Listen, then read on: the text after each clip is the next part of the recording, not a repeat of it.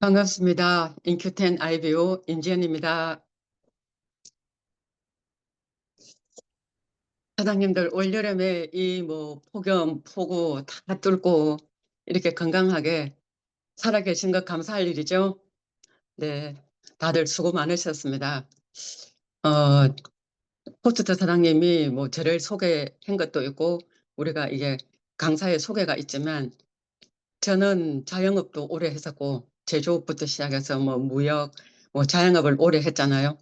그러다가 모든 자영업이 제로가 되면서부터 제가 네트워크 마케팅을 알게 됐는데 네트워크 마케팅은 지금 25년 차 하고 있습니다.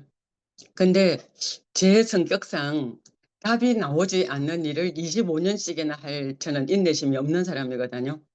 근데 25년 동안 네트워크 마케팅 사업을 통해서 자식 공부시키고 출가시키고 뭐 출가시킬 때도 모든 필요한 것들 다 제반해주고 또 이 직업을 통해서 제가 올해 67세고 뭐 내일 모레 제가 70이라고 하니까 어제 웬 파트너가 막 웃더라고요.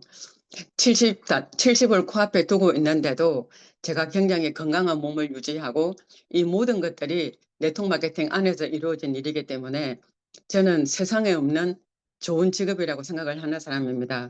근데 이제 함께 일하는 처음 초기 시작하는 파트너 사장님들하고 대화해 보면 자기한테 맞지 않는다. 이 일은 아무나 하는 일이 아니다. 막 이런 이야기 많이 해요. 근데 저도 네트워크 마케팅 시작할 때 그리고 지금도 저도 아무나 중에 한 사람입니다. 사람들 만나면 뭐 낯가림이 심해가지고 쉽게 친해지지 못하는 성격이고 누구한테 뭔가 봉한 이야기를 하지 못하는 성격이고 그렇게 늑살이 좋은 사람도 아니고 우리 최복희 대표님은 얼마나 입담도 좋고 늑살이 좋으신지 내가 볼 때마다 진짜 그거 부러운 점이거든요. 그게 제가 못하는 어쨌건 그런 성격이지만 저는 네트워크 마케팅의 정확한 구조를 이해하고 비전을 받고 또 최선을 다했기 때문에 오늘날 25년 동안 이게 직업이고 향후로도 저한테 직업은 이 이상의 다른 직업은 없을 것 같습니다. 사장님들도 정말 잘 배우셔서 네트워크 마케팅의 진짜 본질을 이해하시고 그게 내 직업이 평생 직업이 될 수 있는 좋은 계기가 됐으면 합니다. 한때 그 TV에서 우리들의 블루스라고 굉장히 뭐 시청률이 좋은 드라마가 있었잖아요. 그 드라마 중에 김혜자 씨가 이런 대사를 한 적이 있어요. 그 대사를 제가 잠깐 소개해드리면 이 세상은 등가 교환의 법칙에 의해서 돌아간대. 근데 등가 교환의 법칙이 뭐냐 하면 내가 뭔가를 갖고 싶으면 그 가치만큼을 희생을 해야 된다고. 그저 주어지는 것은 없다고. 그래서 그 가치만큼의 대가 지불을 해야 된다는데 우리는 갖고 싶은 거는 너무 많고 대가 지불은 너무 하기 싫고 이것 때문에 내가 원하는 것을 평생 그냥 소망으로만 갖고 가는 경우가 많은 것 같아요. 김혜자 씨 대사 중에 보면 우리 모두가 태어나면서부터 모두에게 주어진 기본 옵션이 있대. 그것이 젊음이거든요. 근데 이 젊음이 시한이 있다는 거예요. 시한이 있고 이 그때 젊음이 그냥 주어졌기 때문에 당연하게 생각을 하고 이 당연한 것들을 우리가 모든 당연한 거는 우리가 예사로 생각을 하잖아요. 또 예사로 취급을 하고 그래서 이 당연한 것들이 나한테 오래 지속되지 못하는 게 있는데 실제로 올여름에 이렇게 더위를 우리가 지내보니까 옛날에 제 어릴 때 보면은 우리나라 하면 사만사원이 있고 사계절이 있고 참 물이 좋고 굉장히 좋은 나라였어요. 가을에 하늘이 정말 파랗고 이랬잖아요. 근데 그 당연한 것들이 지금 망가져 가지고 어 폭우가 온다거나 뭐 우리가 견디기 힘든 폭염이 있다거나 뭐 이런 거 있잖아요. 그래서 우리가 건강할 수 있는 거, 일을 할 수 있는 거 이거 모두가 선택이기 때문에 그리고 또 특히 네트워크 마케팅에 많은 분들이 너무 당연하게 생각하는 것 중에 한 가지가 스폰서의 수고를 스폰서는 당연히 수고해야 되는 것처럼 우리가 그러잖아요. 엄마는 그래도 된다고 생각하는 것처럼 근데 이 세상에 당연한 것은 없습니다. 세상 모든 것은 등가 교환의 법칙에 의해서 돌아간다고 하니 내가 뭔가를 정말 얻고 싶으면 건강을 얻고 싶다거나 좀 풍요로운 인생을 원한다거나 그렇게 원하시면은 그 원하는 가치만큼의 대가 지불을 해야 된다고 생각을 해요. 오늘이 SMP 시간이라고 하는데 진행 방법도 중요하지만 제가 인큐텐을 선택하고 네트워크 마케팅을 평생 직업으로 갖고 가는 이유에 관해서 조금만 소개를 해드리자면 지금 우리가 매스컴에서는 4차 산업혁명에 관해서 굉장히 많은 이야기들을 하고 있잖아요. 근데 4차 산업혁명이라는 게 우리가 편리함만 추구하는 것으로 알고 있지만 우리가 산업혁명을 1차부터 쭉 돌아보면 1차 산업혁명은 1784년도부터 시작됐거든요. 뭐 전기기관의 혁명이나 기계화로 생산을 시작하는 첫 산업혁명이 일어났고 이것 때문에 우리가 좀 누리고자 하는 모든 것들이 조금 여유가 있어졌죠. 그리고 1870년도에 2차 산업혁명이 일어나면서 전기를 통해서 대량 생산이 만들어지면서 우리가 배고픈 문제도 해결하고 많이 편리한 것들이 많이 만들어졌어요. 1969년도에 3차 산업혁명이 일어났는데 컴퓨터나 인터넷 기반으로의 지식 정보가 이렇게 활성화됐기 때문에 우리 모두가 다 이금지금 컴퓨터나 인터넷 기반으로 이 모든 것들을 활용해서 굉장히 편리하게 살고 있죠. 그런데 산업혁명의 1차, 2차, 3차의 중요성은 뭐냐면은 이 모든 거의 생산의 통제가 사람이 했어요. 전기도 사람이, 컴퓨터도 인터넷 기반도 모든 것들을 생산의 주체가 사람이었는데 2020년대 이후에 4차 산업혁명이 시작이 됐잖아요.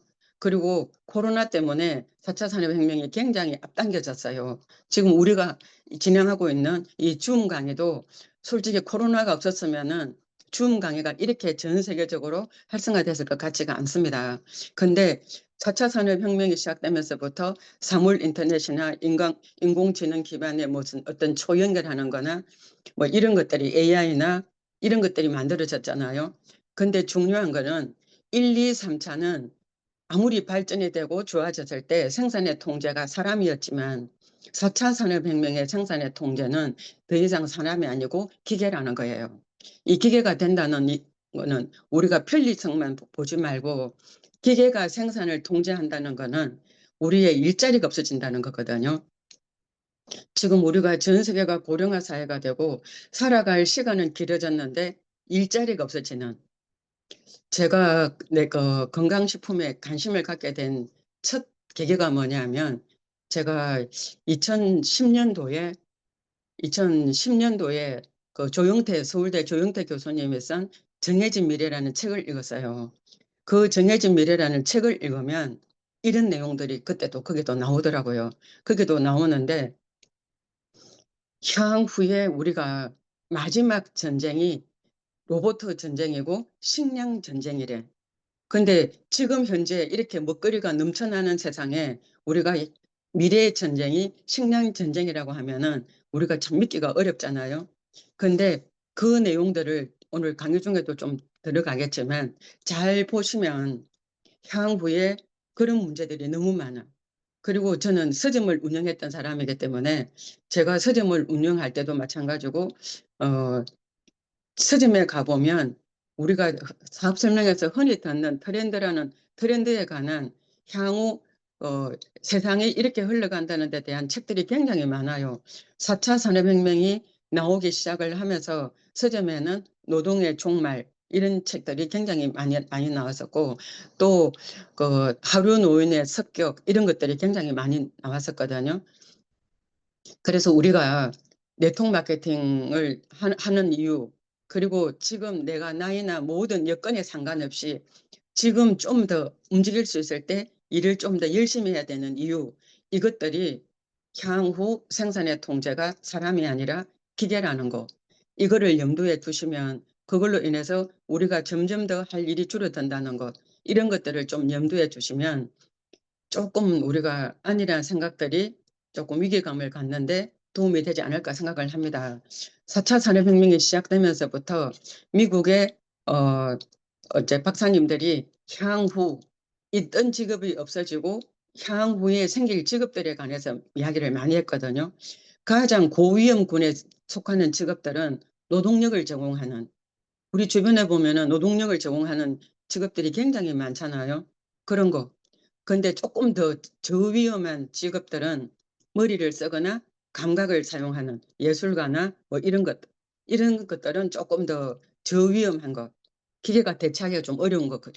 그리고 새로운 직업이 만들어지는 거는 기계가 대체 불가능한 직업들은 그런 새로운 직업들이 만들어진대요. 지금 요새 잉크텐이 단세 지방산 때문에 우리가 미생물에 관한 갑자기 화두가 생기고 미생물에 관한 공부들을 열심히 하잖아요. 그래서 향후에 새로 생기는 직업 중에 한 가지가 미생물 밸런서라는 직업이 생긴대요. 이게 미생물 밸런스는 뭐냐 하면 우리가 지금부터 장내 미생물의 활용하는 것과 식습관을 개선해 주는 것, 또 어떤 개인들의 영양의 균형을 조절해 줘 가지고 미생물이 밸런스를 맞추는 가이드를 하는 밸런서. 그래서 미생물 상담사가 향후에 새로 생기는 직업군에 들어간다고 하니 우리가 단세지방산에 나왔을 때 미생물에 관한 좀 더 체계적인 공부를 해봤으면 합니다. 오늘 내용 중에도 미생물에 관한 내용들이 좀 많이 들어갈 겁니다. 어제 그 홈쇼핑 광고를 하나 보는데 보험회사에서 내 보험을 내가 들면 그동안에 FC들이 가져갔던 그 중간 수당 체계 있잖아요. 그 수당을 나한테 다 돌려준대. 근데 그 수당, 받을 수 있는 수당들을 계산해 보니까 내가 보험에 가입을 했을 때에 보험에 25개월치 보험 납입료를 내가 다 돌려받는 거예요. 지금까지 우리가 보험을 많이 가입을 해보셨지만 25개월 동안 내가 납입할 보험료를 나한테 돌려준 사례가 없잖아요. 이런 것처럼 이 우리가 계속 앞으로 없어지는 직업 중에 뭐 상위 클래스가 보험 FC들이다 그랬잖아요. 근데 어제 그 홈쇼핑의 그 광고를 보면서 아, 드디어 진짜 이런 것들이 현실로 다가오는구나. 그 광고를 듣다가 보니까 저부터가 최근에 가입한 보험이 있다면 해지를 하고 내 보험을 내가 넣고 25개월 이렇게 돌려받는 거는 어떨까 뭐 이런 생각을 해봤습니다. 그래서 지금 현재 내가 어떤 직업을 갖고 있다고 이 직업이 그럭저럭 뭐 밥벌이가 충분하다고 안주할 것이 아니라 지금 내가 하고 있는 직업이 향후에 어느 정도 지속성이 있는지 이런 것도 조금 우리가 한번 검토를 해봤으면 합니다. 지금 올여름을 우리가 지내봤듯이 폭우나 뭐 산불이나 뭐 어, 폭염이나 이런 것들 많이 보고 있잖아요. 자, 이런 것들을 보면서 많은 사람들이 우리가 사는 기후나 환경에 문제가 오는데 이 환경 문제가 왜 올까? 왜 올까를 생각을 해봐요. 그렇게 하면서 많은 사람들이 현상에 치중을 해서 산업시대가 발전을 하면서 공장이나 자동차의 어떤 열기나 매연이나 뭐 이런 것들에 눈에 보이는 것도 인해 가지고 오늘날 우리가 기후 문제나 환경 문제가 이렇게 오는 거라고 많은 사람들이 생각을 하지만 항상 보이는 현상이 중요한 것이 아니라 이 현상을 만든 가장 근원적인 게 중요하잖아요. 그런데 미국의 그 클린턴 시대의 부통령이 이 모든 환경의 문제는 농업의 발달이 되면서부터 이게 문제가 됐다. 이런 논문을 쓰고 이분이 그 책을 썼는데 그거로 인해 가지고 이분이 노벨 평화상을 받으셨어요. 근데 농업의 발달이 왜 우리가 살아가는데 문제가 되느냐 하면 당연히 옛날에는 너무나 먹을 게 없어서 배고픈 문제를 해결하고자 항상 문제가 생기면 사람들은 그 문제를 해결하고자 노력을 합니다. 그래서 그 문제를 해결하고자 어쨌건 농사를 시작을 했고 이 농사를 좀 더 발전을 시켜서 많은 대량 생산을 하게 만들고 이러다 보니까 문제가 많아졌는데 농업의 발달이 왜 문제가 생겼냐 하면 일단 농사를 지으려면 우리가 땅을 갈아엎잖아요. 땅을 갈아엎는가 동시에 땅 속에 있는 모든 미생물의 체계를 우리가 다 갈아엎는 거랑 같대요. 그리고 두 번째는 그 갈아엎은 땅에 미생물을 다 죽이고 미생물들이 살 수 없는 생태계를 만들어 놓고 거기다가 농약을 화학 비료를 어마무시하게 우리가 뿌려대죠. 그렇게 하니까 땅 속에 미생물이 없어진대요. 땅 속에 미생물이 없어지기 때문에 우리가 이전에 옛날에 50년도에 농사를 지었을 때 어떤 토마토나 열매 과일이나 뿌리 과일들이 뿌리 식물들이 갖고 있는 미네랄이나 이 모든 것들이 지금은 엄청나게 많이 감소해 있잖아요. 이 감소가 되고 또 사람들의 기호에 맞게 유전자 변형을 하죠. 가지에다가 뭐 이것저것 덧붙이기도 하고 오만 짓을 다 하잖아요.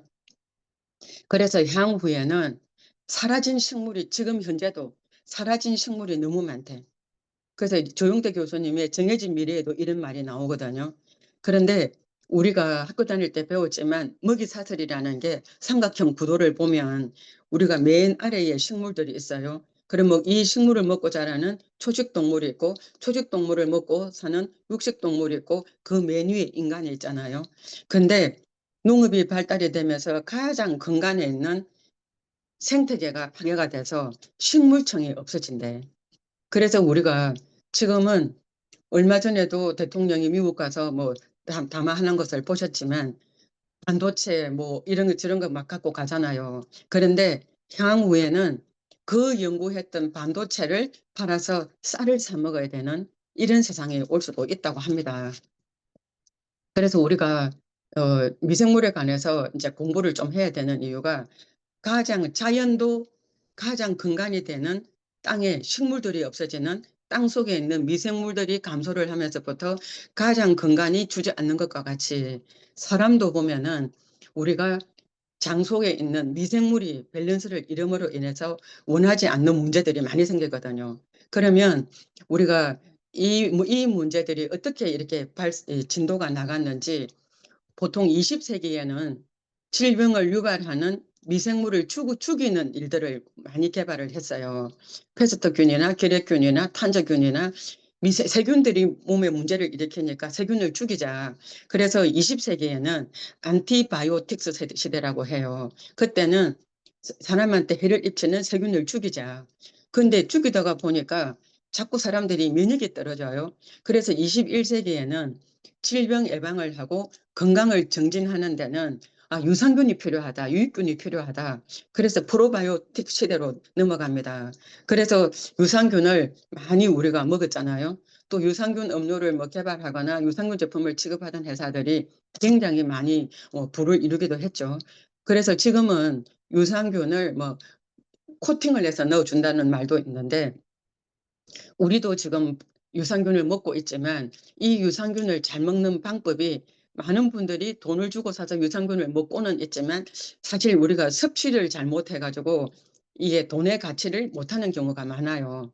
근데 모든 음식은 입으로 들어가는 음식은 위를 통과하잖아요. 근데 위에는 우리가 우리 몸속의 산도가 1에서 14까지가 있는데 가장 강한 1의 산도가 위에 있어요.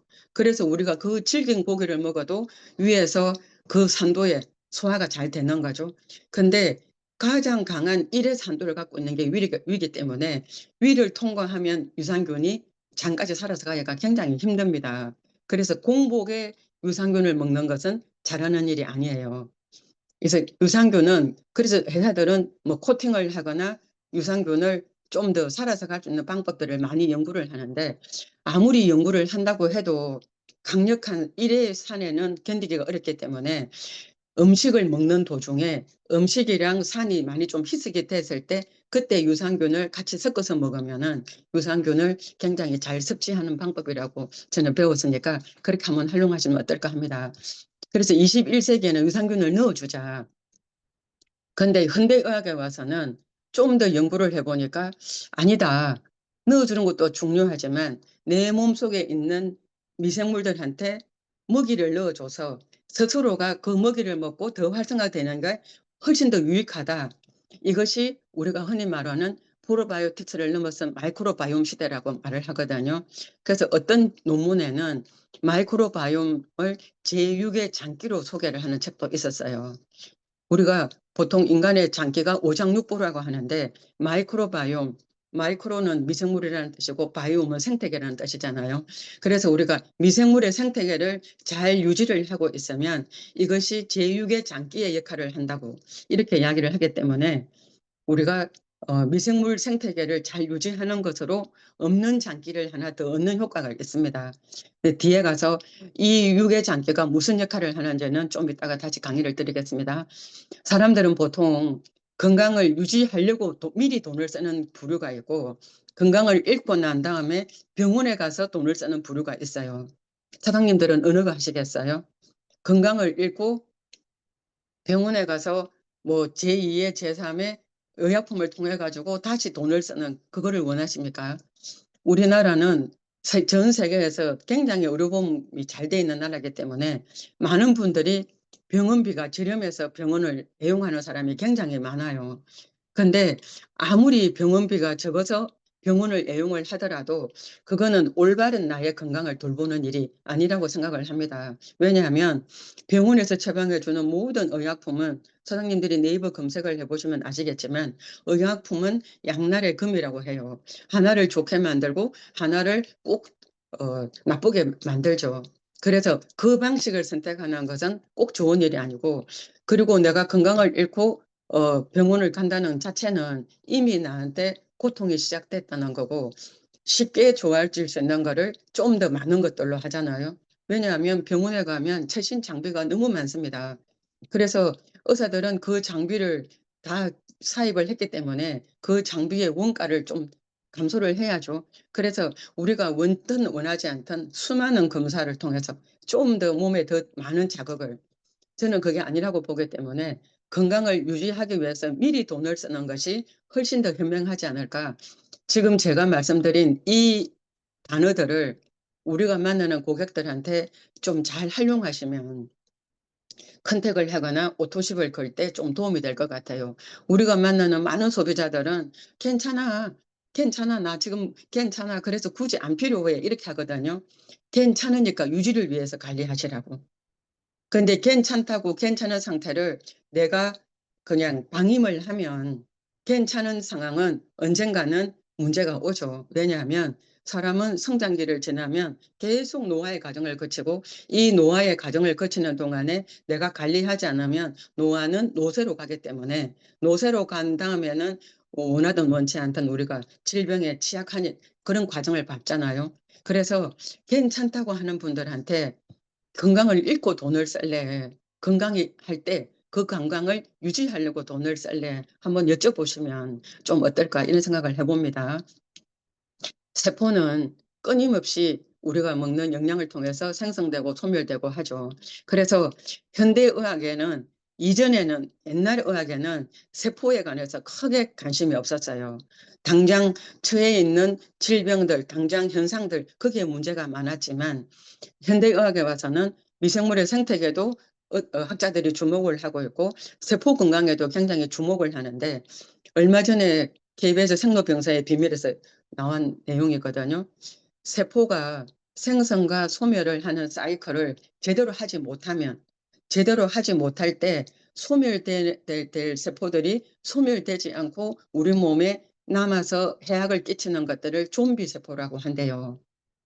최근에 뭐 좀비에 관한 영화들 많잖아요. 죽은 것도 아니고 살아난 것도 아니고 죽었는데 살아나서 막 사람들을 해치고 하는 좀비 많이 보셨죠?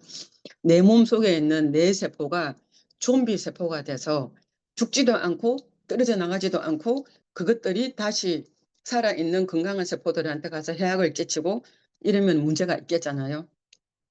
그래서 좀비 세포는 정상 세포를 교란시키기도 하고 염증을 유발하기도 하고 이런 역할을 한다고 하기 때문에, 굉장히 우리가 이 세포에도 관심을 갖는 현대학은 여기까지 온 것 같습니다. 그래서 잘 세포를 잘 생성을 시키려면 우리가 고른 영양 섭취가 필요해요. 근데 현대에 와서는 먹거리들이 너무나 많기 때문에 사람들이 많이 먹은 거를 단편적으로 많이 먹은 것을 잘 먹었다고 생각해요. 거의 다 회식을 하고 나오거나 뭐 포식을 하고 나온 사람들 입에서 나오는 단어가 그렇잖아요. 오늘 잘 먹었다.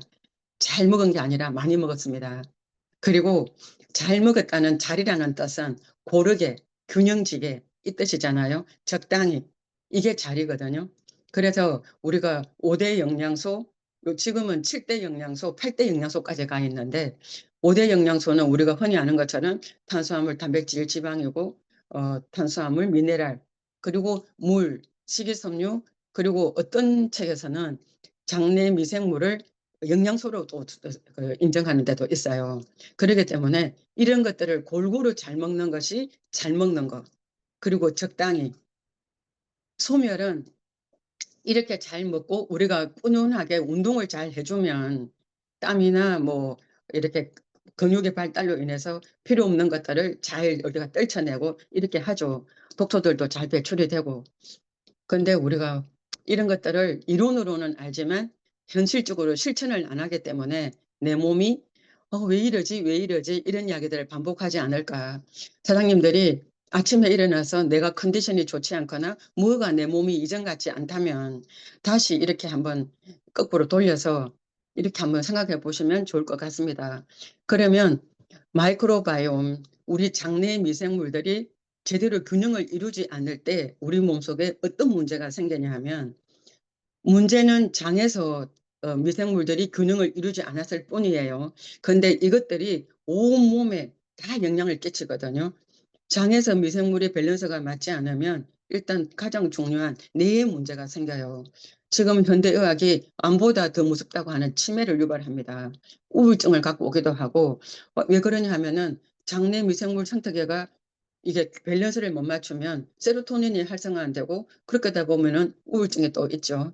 그리고 자폐나 파킨슨, 그리고 자가 면역 질환이 많이 일어나요. 아토피, 천식, 알러지, 그리고 류마티스성 관절염, 이런 것들이 우리가 현상을 보면은 그 부분에만 문제가 생겼지만 원인을 타고 들어가면 이것도 마이크로바이옴이 제대로 유지가 안 될 때, 그리고 혈관 문제, 심혈관, 동맥경화나 심근경색이나 뇌졸중이나 고혈압, 우리가 이거 혈관만 갖고 문제를 삼을 것이 아니라 이것도 장내 미생물의 생태계를 잘 균형을 맞추면 얘가 장에서 뇌까지 미주신경세포라고 장내 축이 있다고 했잖아요. 그 축을 장에서 모든 활동들이 오르락내리락 하면서 이 문제들도 케어를 한다고 합니다.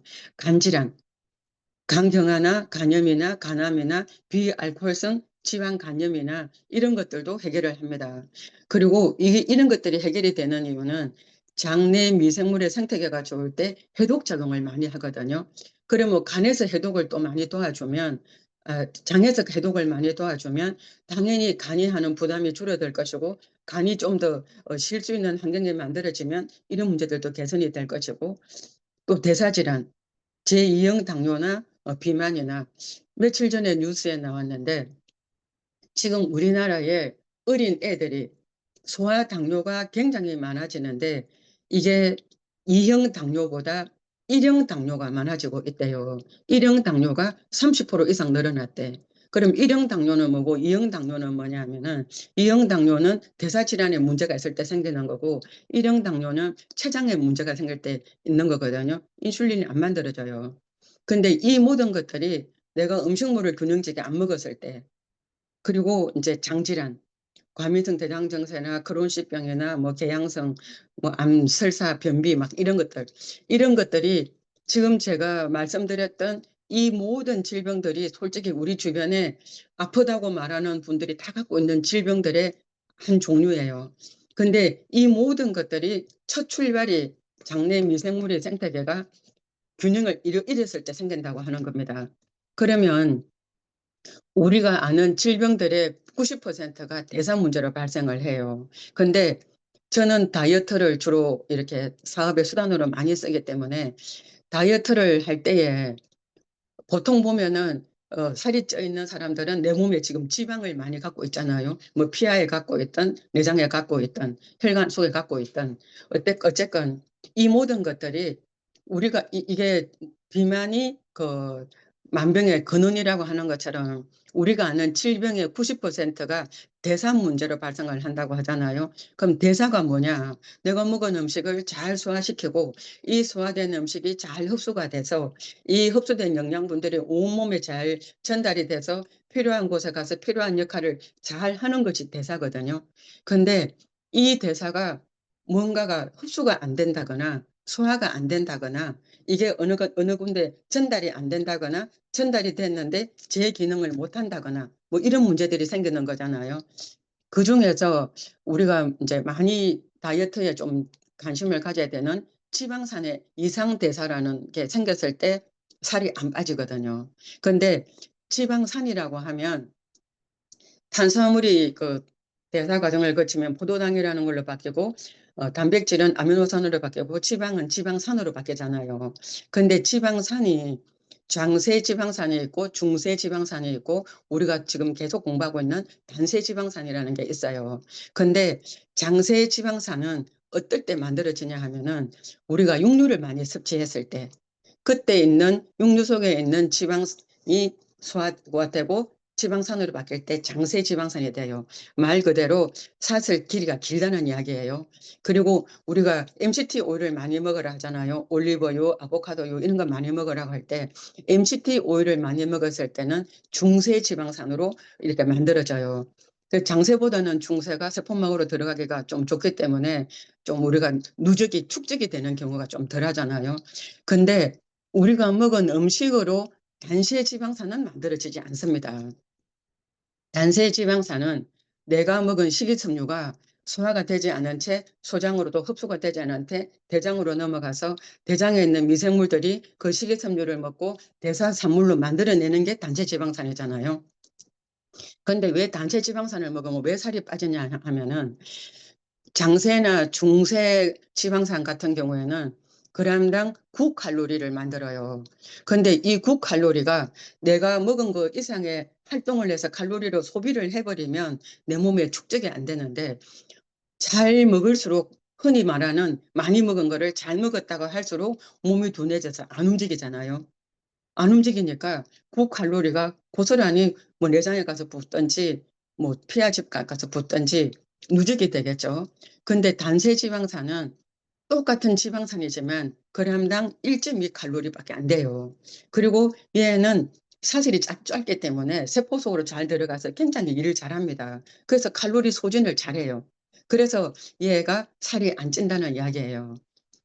그래서 이게 마이크로바이옴에 관해서 자꾸 이런 어 학자들이 관심을 갖게 되고 이런 문제들을 많이 알므로 인해 가지고 우리나라에 2017년도에 대변은행이 생겼거든요. 쉽게 말하면 똥은행이 생겼어요. 근데 그 뭐 똥은행이 생겨서 많은 사람들이 대변을 기부를 받습니다. 기부를 받는데 100명이 기부를 했을 때 쓸만한 똥이 8명밖에 안 나온대요. 그러니까 뭐 얼마나 장 안의 상태가 좋지 않다는 거죠. 그래서 이 대변을 기부를 받으면 8명의 똥을 기부를 받으면 그분들한테 한 번 대변 기부에 5만 원씩 준대. 내가 열심히 일해서 나 일하기 싫다, 돈 벌기 싫다, 나는 몸 움직이기 싫다 이러시는 분들은 식이섬유 많이 드시고 운동 많이 해서 내 똥을 좋게 만들어 가지고 똥은행에 파시면은 5만 원씩 받습니다. 이것 때문에 어떤 여자 한 분이 굉장히 식이섬유를 열심히 먹고 매일 운동하고 그 똥을 매일 팔아 가지고 5만 원씩 수입을 뭐 받는 사람이 그 프로그램 안에 나왔어요. 그래서 향후에는 내가 마이크로바이옴 내 속의 미생물 생태계를 잘 유지를 하고 있으면은 똥을 싸도 돈을 버는 세상이다. 이거를 한번 그냥 재미삼아 한번 말씀을 드렸습니다. 그러면 우리 마이크로바이옴이 제6의 장기로 불리는 이유가 있을 거잖아요. 이 이유가 뭐냐 하면 어 마이크로 장에서 이 균형이 잘 이루어지면 첫째 면역 기능을 굉장히 강화시켜요. 면역 기능을 강화시켜서 그래서 왜 뭐 장의 생태계가 좋아지면 뭐 암도 좋아지네, 뭐도 좋아지네, 뭐도 좋아지네 면역을 향상시키니까. 면역이 올라가는 이유는 그동안 홍종 소장님이나 지난번에 장성영 그 회장님 강의 중에 이 내용이 많이 나왔거든요. 그 내용 한번 유튜브로 돌아보시고 한번 참고하시면 좋을 것 같습니다. 그리고 이 생태계 마이크로바이옴이 잘 조성이 되면 영양소를 굉장히 발효를 잘 시켜요. 근데 우리가 그 배에서 가스가 찬 사람들 있잖아. 그거는 부패가 돼서 부패가스가 차서 빵빵하게 방구 뀌면은 암모니아 가스가 심한 그거는 부패가 돼서. 근데 발효를 영양소가 발효가 잘 되면 좋은 이유는 뭐냐면 그 모든 지구상에 있는 장수 국가에 가면은 다 발효 음식을 먹어요. 일본의 나또 유명하죠. 저 불가리아 가면은 뭐 우리가 그게 지금 즐겨 먹는 불가리스나 이런 거 발효식품 좋아하죠. 한국은 김치, 된장, 청국장, 발효 음식은 분자 구조가 작기 때문에 세포 속으로 굉장히 잘 들어가요. 그러니까 우리가 원하는 기능을 잘 끌어낼 수 있다는 거죠. 근데 문제는 우리나라에서는 된장이나 그 청국장을 실컷 발효시켜 가지고 미생물을 팔팔 끓여서 죽여서 먹어요. 그래서 항상 된장찌개를 끓일 때는 야채부터 먼저 다 넣고 야채가 다 익었을 때 불을 끄고 그 온도가 60도 정도 됐을 때 된장이나 청국장을 풀어서 드시면 그게 굉장히 살아있는 미생물을 먹을 수 있는 방법이라고 하더라고요. 그리고 또 마이크로바이옴이 하는 역할 중에 해독 작용을 합니다. 얘네들은 굉장히 우리가 장이라는 게 특히 대장은 우리 몸속의 모든 쓰레기가 마지막으로 집결하는 장소잖아요. 그래서 거기서 그걸 하죠. 다시 재활용을 좋은 영양소는 흡수를 하고 뭐 이제 별 볼일 없는 거는 배설로 내보내잖아요. 그 과정에 다시 해독을 한 번 더 합니다. 그리고 영양소 흡수. 그 재활용하는 것 중에 좋은 것들은 다시 흡수를 하고 이제 안 좋은 것들은 다 내보내죠. 그리고 염증을 방어하고 신경 전달 물질을 생성한다고 했잖아요.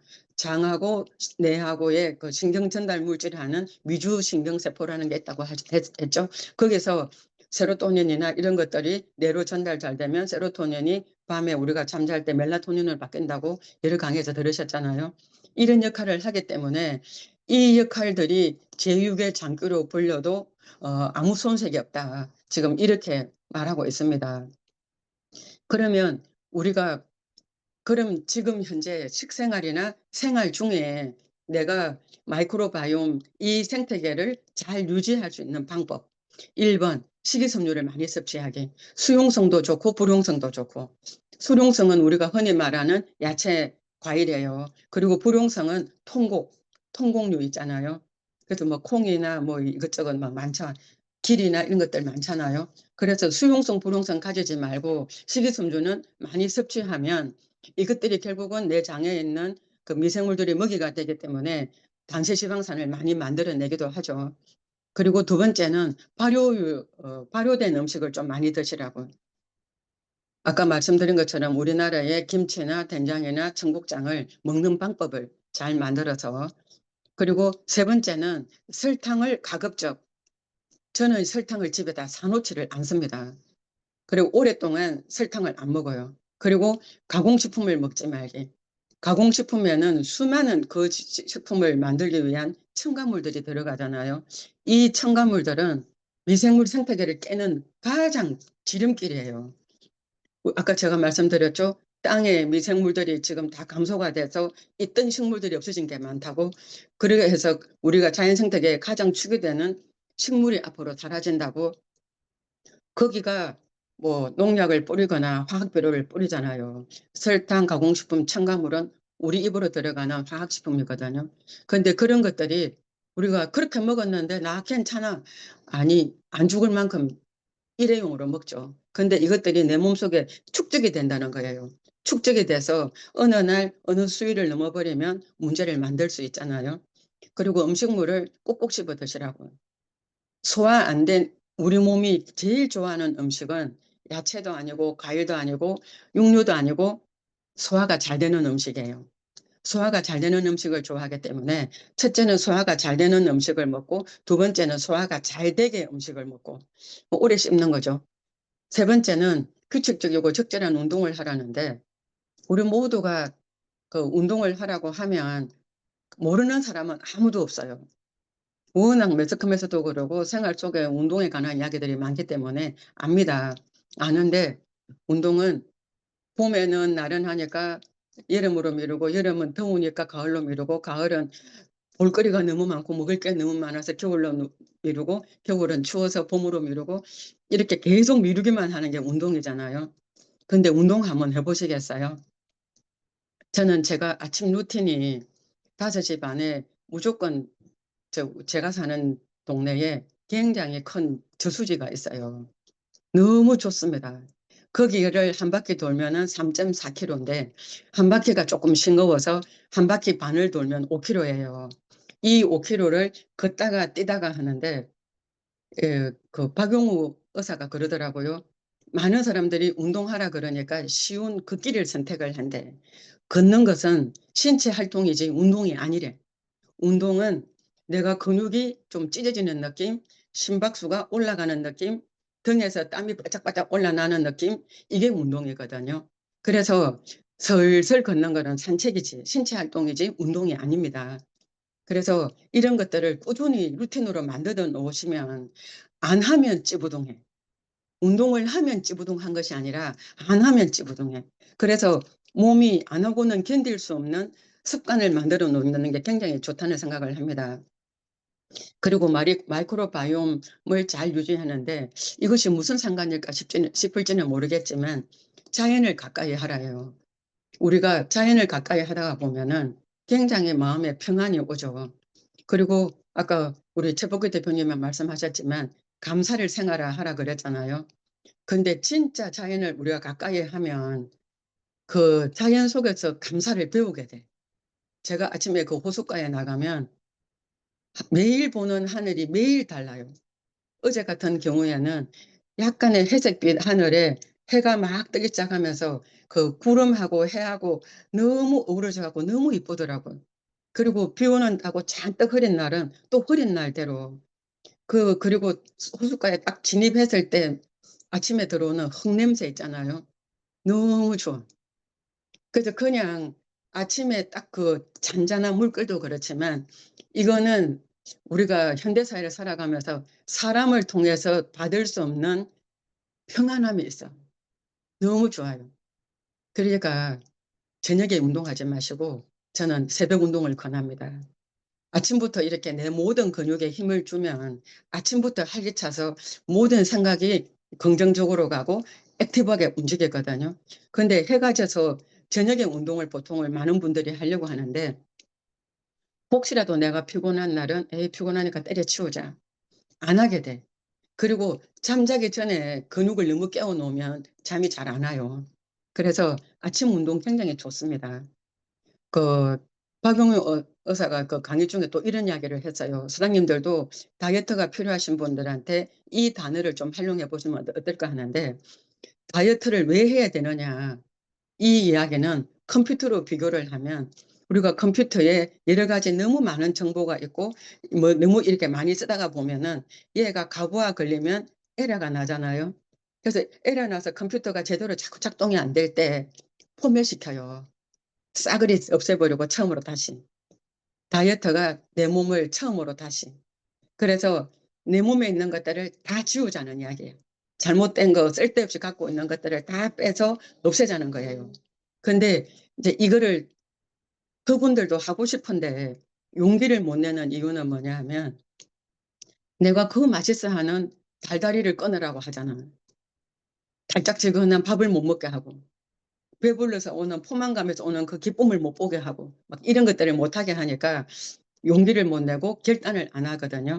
그런데 우리가 내 인생에 이 100세 인생에 3일 아니면 진짜 마음 잘 먹으면 5일 이 3일이라는 5일이라는 시간은 100세 인생에 솔직히 있어도 그만이고 없어도 그만이에요. 우리가 일상생활에서 의미 없이 보내는 3일이 얼마나 많습니까? 의미 없이 보내는 5일은 또 얼마나 많습니까? 그런 것들은 의미 없이 보내면서 진짜 평생 가져갈 내 몸을 위해서 한 번만 3일을 작정하자는 이게 왜 안 될까요? 그래서 3일이나 5일 동안에 내 식성이나 내 식습관을 싹 이렇게 포맷을 시키면 다시 내 혀가 내 뇌가 리세팅이 되거든요. 리세팅이 돼서 입에 좋은 음식을 좋아하기보다 몸에 좋은 음식을 좋아하게 되었어요. 이렇게 내 몸을 리세팅 시키면 그 이후에는 노력하지 않아도 몸에 좋은 음식이 땡겨. 입에 좋은 음식이 배제가 돼요. 이게 유지고 이게 관리입니다. 제가 운동하고 어쨌건 꾸준하게 이렇게 몸을 유지를 하다 보니까 다이어트를 못 하시는 분들은 저한테 원래부터 타고나기를 그렇게 타고났대요. 원래 없습니다. 나이가 들면 누구나 기초 대사는 떨어지고 누구나 다 지방은 누적되고 뭐 이렇게 다 노화가 진행이 되고 있잖아요. 이 노화가 거슬릴 수 있는 방법은 끊임없이 운동하고 좋은 습관을 들이고 좋은 음식으로 내 몸의 세포들이 생성되고 소멸 잘 되는 이 사이클을 유지하는 것밖에 없다고 생각을 합니다. 자, 한때는 우리 주변에 워라밸이라는 말이 엄청 많이 유행했어요. 일과 뭐 내 인생을 밸런스를 잘 맞추라. 근데 이 워라밸은 솔직히 열심히 일한 사람이 하는 말이거든요.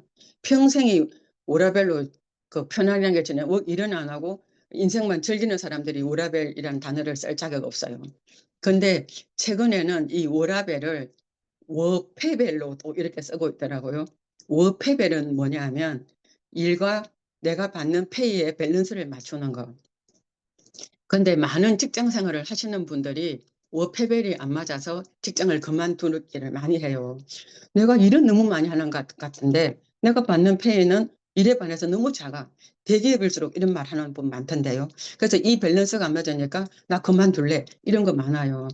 근데 제가 네트워크 마케팅을 25년 동안 고집하고 이렇게 실적 내지 않고 천직이다 생각하고 열심히 하는 이유는 워페밸이 되더라고요.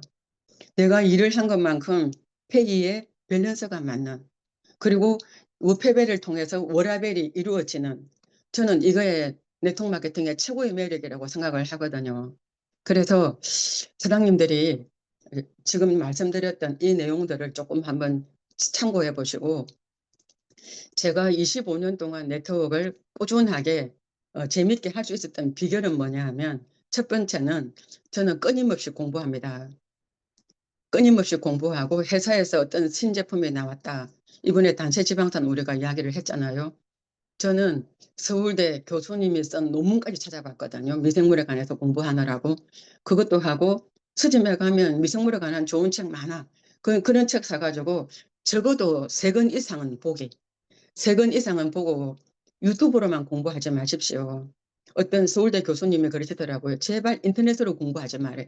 왜냐하면 인터넷에 유튜브에 떠도는 그 많은 내용들이 꼭 검증된 내용이 아니고 너무나 단편적이기 때문에 종합적인 사고가 안 된대요. 근데 책은 검증되지 않는 내용들은 책으로 발간이 잘 안 됩니다. 그렇기 때문에 좋은 책을 사서 보시고 그냥 꾸준하게 독서하는 습관을 갖고 있는 거 하나. 그래서 뭔가 신제품이 나오면 그 제품에 관해서 어느 정도 내가 전문가적인 견해를 가지고 소비자를 만나야 어떤 질문이 나오더라도 내가 할 말이 있잖아요. 어제 제가 알러지가 있는 어떤 분을 만났는데 알러지 때문에 약을 먹었더니 이 약이 사람을 너무 지치게 해서 가서 또 끓인 거를 맞고 어쩌고 저쩌고 이야기를 하시더라고요. 그래서 제가 왜 알러지가 생기는지는 왜 생각을 안 해보셨냐. 그래서 제가 아까 설명드렸던 미생물에 관해서 땅에 가장 근간이 되는 식물이 없어지는 시대에 살고 있다. 사장님들, 벌이 지구상에서 지금 없어지는 거 들어보셨어요? 벌이 꿀만 만들어내는 것이 아니라 이 꽃 저 꽃 다니면서 막 수정시키고 하잖아요. 근데 벌이 지금 없어지면서 이 꽃 저 꽃에 다니면서 수정을 못 해준대. 그래서 중국에서는 사람이 붓을 가지고 이 꽃가루를 저 꽃에다 이렇게 해서 사람이 붓으로 수정하는 역할을 뭐 하고 있다네요. 지금 그게 이게 현재입니다. 그럼 미래에는 아예 벌이 멸종이 되면 꽃 수정이 안 되고 그러면 식물이 당연히 감소가 될 것이고 그러면 수확량이 감소가 되고 뭐 이런저런 일이 있을 거잖아요. 이런 내용들이 책에 보면 다 나오기 때문에 이런 적어도 공부하는 자세 1번 하나. 2번은 뭐냐 하면 일단은 사람을 많이 만나야죠. 내가 배운 지식을 그냥 모두한테 나눠주는 거예요. 이번에 우리 대통령이 미국 가서 트럼프 만났다고 뭐 뉴스에 계속 나오잖아요. 근데 이런 이야기 하대요. 그 대통령이 그 모든 것들을 성공적으로 이루는데 7가지 칭찬을 잘했대. 상대방을 만났을 때 먼저 상대방에 관해서 내가 연구하고 저 트럼프라는 사람이 어떤 성격이며 무엇을 원하며 저 사람이 무엇을 좋아하며 그러니까 트럼프는 노벨 평화상을 받고 싶다고 그때 한번 자기가 뉴스에 말한 적이 있어요. 그러니까 그 대목을 칭찬해 주는 거야. "당신 피스메이커 되라. 내가 페이스메이커 할게." 그분의 그 대목에 자기가 꿈을 탁 건드려 주니까 빵 하고 웃잖아요. 그리고 두 번째, 트럼프 골프 너무 좋아하거든요. "북한에다 골프장 지어라. 나도 가서 골프 치고 싶다." 이렇게 우리가 고객을 만나러 가는데 고객에 대해서 연구하고 먼저 검토를 해야죠. 그 사람의 취향이나 형편이나 그 사람의 몸 상태나 뭘 좋아하는지. 절대 마음이 열리지 않은 상태에서는 무슨 이야기를 해도 안 들어갑니다. 그래서 7가지 칭찬을 해서 마음밭을 말랑말랑하게 만들어 놓고 나니 "좋다. 내가 김정은 만나겠다. 내가 에이펙 간다." 막 그냥 예스, 예스, 예스가 나오잖아요. 어떤 데서는 대통령이 품격 있는 아부를 잘했다고 하대요. 근데 제가 파트너 사람들하고 같이 일을 해 보면 대통령보다 더 대단하신 분들이라 아부를 안 해. 아부를 안 하더라고. 아부 필요할 때는 합니다.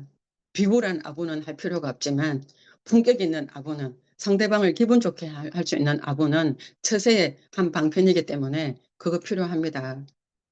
저도 칭찬에 굉장히 인색한 사람이었거든요. 근데 이 직업에서 제가 뭔가 결과를 만들려다 보니까 칭찬 지금 진짜 많이 해요. 그래서 상대방을 연구하고 먼저 칭찬하고 그 사람 마음을 얻는 일을, 그 일을 꾸준히 해 오는 거, 이거 컨택의 굉장히 기본일 것 같고, 또 세 번째는 뭐냐면 우리가 건강을 이야기를 하는 사람이기 때문에 어쨌건 내 몸으로 내 건강한 상태를 증명을 하면 일이 너무 쉬워요. 그러니까 나를 증명할 수 있는 방법이 피부나, 특히 저는 다이어트를 강조하는 사람이라 몸매를 관리를 잘 해야죠. 제가 몸을 뭐 60kg, 70kg를 만들어 가지고 누구한테 다이어트를 권하면 상대방한테 씨도 안 먹히잖아요. 그래서 제 몸으로 증명할 수 있도록 사장님들은 인큐텐의 모든 제품을 애용하셔서 일단 내 몸을 먼저 만드시는 거. 그러면은 굳이 많은 말이 필요하지 않고 내 몸으로 증명하면 충분히 설득력이 있지 않나, 이런 생각을 해 봅니다. 사실 우리 일은 굉장히 단순한 일이라 복잡한 일이 아니기 때문에 많은 지식이 필요한 것도 아니고 뭐 학위가 필요한 것도 아니고 우리가 뭐 학위를 딸 것이 아니라 뭐 전문 분야까지 깊이 들어갈 거는 없지만 얕은 지식이라도 제대로 된 거, 제대로 내가 설명할 수 있을 때까지 이렇게 자꾸 내가 말을 하는 훈련을 잘 하시면 이렇게 해서 매일같이 하루에 내가 몇 명을 만난다는 일일 목표가 우리한테 필요한 것 같아요. 거대한 장기간 목표는 사람을 지치게 하기 때문에 그거는 뭐 차후의 문제라도 매일 5명 만나 보시겠어요? 우리 오토칩 수당 나왔잖아요. 5명. 기본적으로 5라인 깔아야 되니까 그냥 5명한테 지금 제가 말씀드렸던 3가지 지식을 좀 내 것으로 만들고, 두 번째 상대방을 칭찬하는 기술을 조금 습득을 하고, 세 번째는 그거 내가 사람을 많이 만나라고 했잖아요.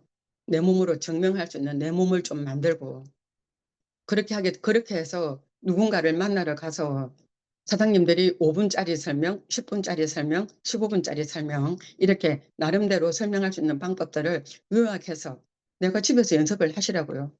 쓸데없는 TV 켜는 거 하지 마시고 벽을 보고, 지금 저도 휴대폰에 제 얼굴 보고 혼자 주저리 주저리 1시간 하는 거 이전에는 상상도 못 하던 일이거든요.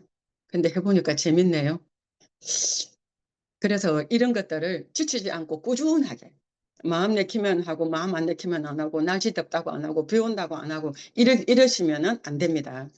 비가 오면 비가 오는 대로, 더우면 더운 대로. 요즘에 실내에 들어가면 에어컨 다 빵빵하고 더위가 아무 상관없습니다.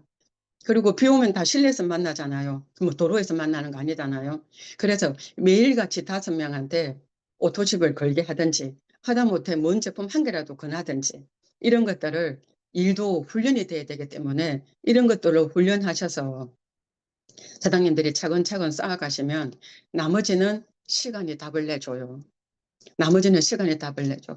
끊임없이 수고하는 내 모습을 보고 누군가가 감동받아서 나한테 예기치 않은 사람이 사업자로 들어오기도 하고, 나의 형편이 바뀌는 것처럼 상대방의 형편도 바뀌거든요.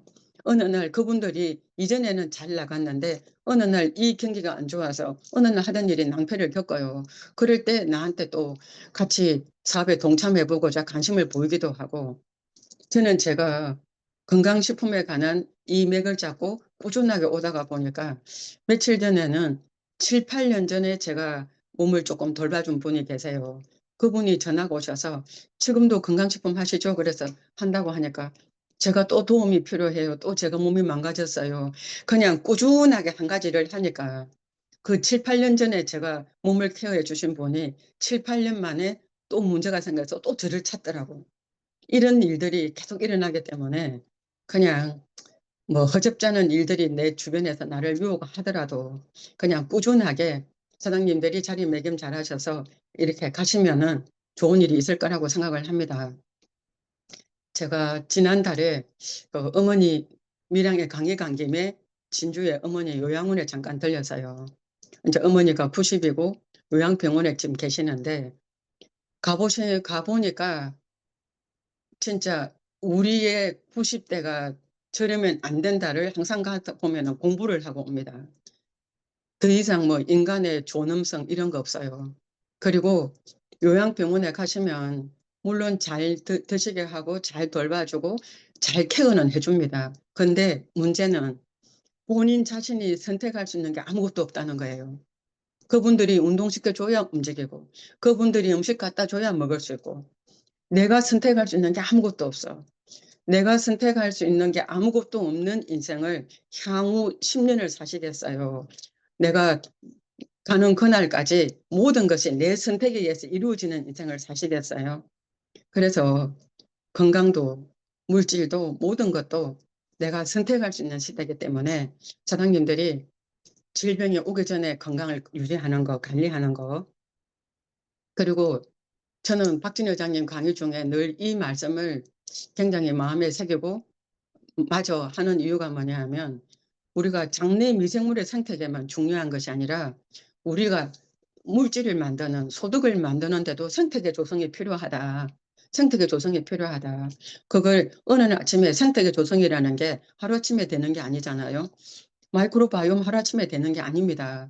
꾸준하게 나의 좋은 식습관을 가져갔을 때 이루어지는 일이고, 내가 일을 해서 나의 그 물질의 생태계를 구성하는 것도 절대 하루아침에 되는 게 아니기 때문에 지루하다 생각하지 마시고 그냥, 저는 회사를 선택하고 직업을 선택할 때에 일단 마음의 작정은 10 년을 잡고 합니다.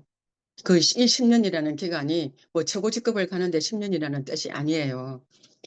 일이 흥하든 안 되든 어쨌든 10년 동안은 내가 성실함으로 꾸준하게 내가 이 페이스를 유지하겠다는 마음의 각오 10 년, 이거를 하고 출발하기 때문에 아예 10년 작정을 하면 1-2 년에 일이 되고 안 되고에 내가 보완 해동을 안 하더라고요.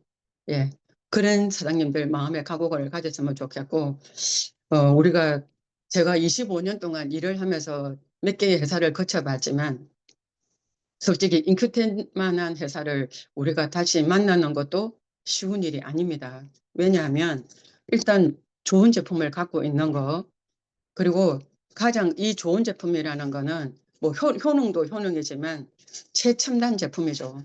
남이 감히 시도하지 않은 그런 제품들을 우리가 갖고 있잖아요. 식물성 화장품이랄지 10시간 지속되는 비타민 C랄지, 그리고 음식으로 해결할 수 없는 단체 지방산을 배양해서 그걸 균주를 직접 넣어 준다는 거랄지, 그리고 커큐민을 수용화시키는데 유성 박사님 17년 수고하신 거 우리 그냥 우리는 날로 집어다가 우리가 활용해도 되는 거잖아요. 그래서 이 당연하게 주어진 것들을 예사로 생각하지 마시고 이것들을 감사하게 우리가 잘 활용하시면 우리의 미래나 우리의 건강이 훨씬 좋을 거라고 생각을 합니다. 그리고 제가 얼굴이 조금 이상하게 보일 수도 있었는데 피부과 원장님 컨택하러 갔더니 또 그분 눈에는 피부밖에 안 보여 가지고 제가 보지 못하는 피부의 문제를 지적하고 이렇게 이쁘게 만들어 준다고 좀 해를 쳐 놨어요. 그래서 이것도 사실은 제가 중 강의를 할 수 없는 핑곗거리에 속하기는 하지만 저는 핑계 대는 사람 제일 싫어하고 핑계 대지 않으려고 이 얼굴로 나왔습니다. 향후 한 달 뒤에 좀 더 이쁜 모습으로 다시 뵙겠습니다. 사장님들 응원합니다. 수고하셨습니다.